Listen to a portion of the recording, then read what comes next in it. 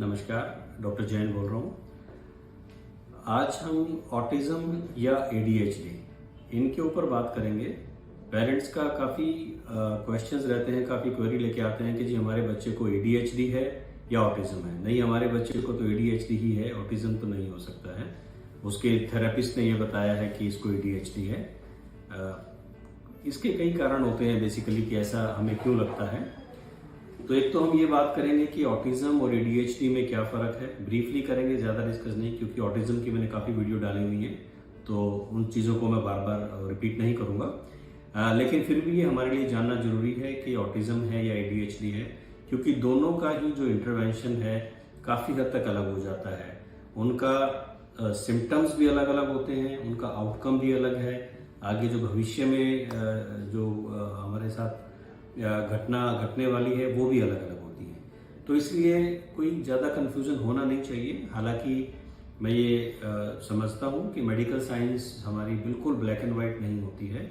ऐसा कई बार होता है कि दोनों में हल्का सा कन्फ्यूज़न हो सकता है, लेकिन it is very very mild जो डिफरेंस जो रहता है। तो हम इसके बारे में भी बात करते हैं कि ये ऑटिज्म है या एडीएचडी है। कई बार क्या होता है कि एडीएचडी थोड़ा सा सुनने में अच्छा लगता है, ऑटिज्म सुन के हम थोड़ा सा डिस्टर्ब हो जाते हैं।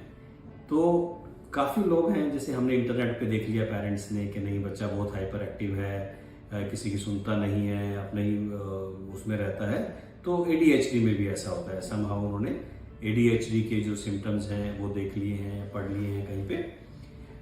और ऑटिज्म में और बहुत सारी चीज़ें होती हैं, तो उनको लगता है कि if my child is not having 1 2 3 4 out of 10 तो ऑटिज्म नहीं है, ये तो एडीएचडी है।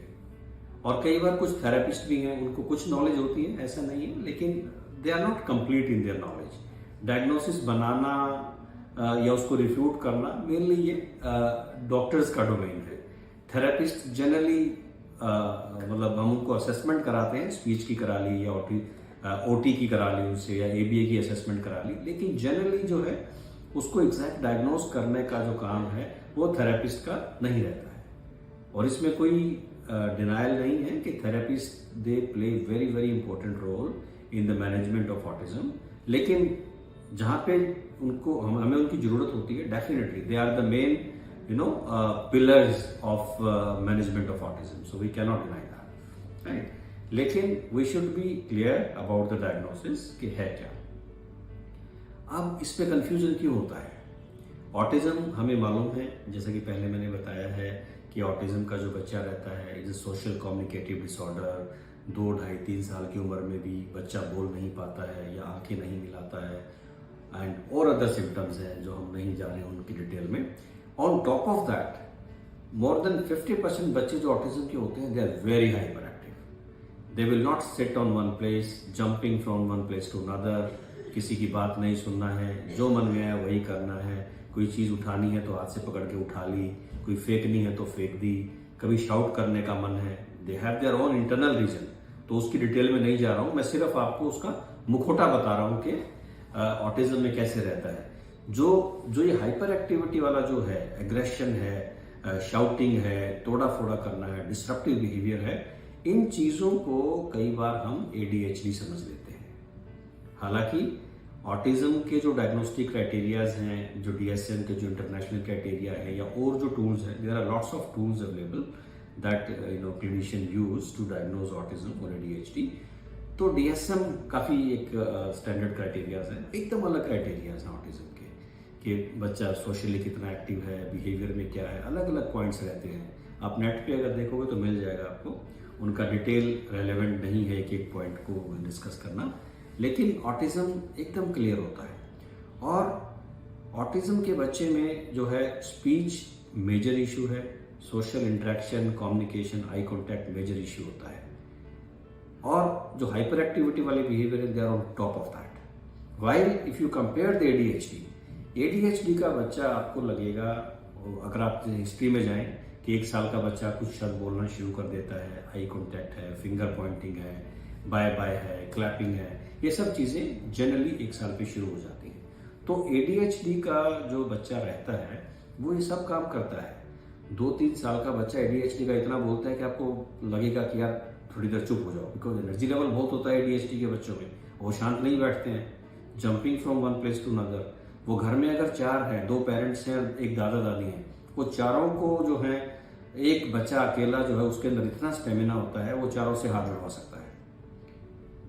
लेकिन जो उसकी और फैकल्टी है, जनरली ADHD का जो बच्चा रहता है कॉग्निटिवली ठीक होता है, नॉट ऑल, कुछ में वो दिक्कत रह सकती है, लेकिन जनरली जो ADHD के बच्चे हैं cognitively they are fine, intelligent होते हैं, एंड स्पीच में जनरली दिक्कत नहीं होता है, 19-21 कुछ हो तो आप उससे भी एक मोटा मोटा डिफ्रेंशिएट कर सकते हैं कि इस बच्चे को सिर्फ बिहेवियरल प्रॉब्लम है, हाइपर एक्टिविटी है, एग्रेशन है, डिसरप्टिव बिहेवियर है, या इसके साथ में इसको सोशल कम्युनिकेशन, स्पीच डिले, वो सब भी आता है। तो अगर आप थोड़ा सा पीछे हट के देखेंगे, बायस ना हो कि ये मेरा बच्चा है, इसको ऑटिज्म नहीं हो सकता है, क्योंकि आप अगर एक्नॉलेज करेंगे इसमें, चाहे वो प्रॉब्लम है या नहीं है, दोनों ही सूरतों में parents, you are the best जज, you are the best well wisher for your child. तो लेकिन उसका पहला स्टेप यही है कि आप एक्नॉलेज करें कि हाँ देयर इज सम प्रॉब्लम, क्योंकि आप एक्नॉलेज ही नहीं करेंगे तो बच्चा अपने आप तो हेल्प सीख करेगा नहीं है, ही नीड्स योर हेल्प।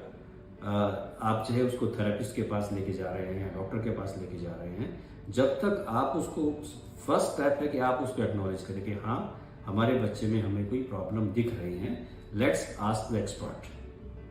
अपने आप से कंक्लूड मत करें, बायस्ड भी मत होइए कि नहीं मेरे बच्चे को तो ये ऑटिज्म नहीं हो सकता है, ये ADHD ही लग रहा है और ADHD ठीक हो जाएगा। तो एक बार जरूर आप मेक श्योर करें, क्योंकि ऑटिज्म की तरफ अगर हम जा रहे हैं तो उसकी इंटरवेंशन अलग है, उसमें जो थेरेपीज करते हैं डिपेंडिंग अपॉन बच्चे की नीड्स क्या हैं, सेंसरी नीड्स हैं तो हम सेंसरी इंटीग्रेशन थेरेपीज बताते हैं, OT है, स्पीच है, स्पेशल एड है, AB है, अलग अलग चीज़ें हैं। ADHD है तो उसका मैनेजमेंट का दायरा अलग रहता है, कुछ दवाएं भी हैं जो हम ADHD में डिफरेंटली यूज़ करते हैं, ऑटिज्म में अलग है। और एक और आपको मैं इंटरेस्टिंग चीज़ बताता हूँ, जो ADHD की दवाएं जैसे मिथाइलफेनिडेट है या एक्सेप्टा है, ये दवाएं जो हम यूज़ करते हैं, ये अगर प्राइमरी ADHD का पेशेंट हो तो these medicine they work really well. लेकिन जो ऑटिज्म में जो ऑन टॉप ऑफ बिहेवियर होता है, जो मैंने बताया, उसमें इन दवाओं का असर भी रिलेटिवली कम होता है। तो इट इज़ इम्पॉर्टेंट, और हमें नहीं समझ में आ रहा है, कई बार इवन ऐसा भी हो जाता है कि आप मेरे पास आए, इवन मेरे को थोड़ी क्लैरिटी नहीं है, कोई कंफ्यूजन है, तो we can discuss about that and we can tease it out further, we can apply different scales and then we can come to a conclusion कि ये क्या है और किस दिशा में हम काम करें ताकि हम बच्चे की हेल्प कर सकें, रादर देन कि अपने आप ही हम सोच के चिंतित होते रहें और उसमें बच्चे का फायदा नहीं है, ना ही बच्चे का फायदा है, ना ही पेरेंट्स का फायदा है। तो I am just concluding this video, we should not confuse about ADHD और ऑटिज्म। ADHD आइसोलेशन में हो सकती है अपने आप में, लेकिन उसमें ऑटिज्म जैसे और कोई फीचर्स जनरली नहीं मिलते हैं अपार्ट फ्रॉम एग्रेसिव और हाइपर एक्टिव बिहेवियर, उसकी मैनेजमेंट अलग रहती है। ऑटिज्म अगर हमें लगता है तो ऑटिज्म में बहुत सारे फीचर्स हैं और on top of that hyper activity हो सकती है। तो इसको हम क्लियरली पहचानें और सही समय पर एक्नॉलेज करके एडवाइस लें and start the therapy so that we can get the better outcome. Thank you very much.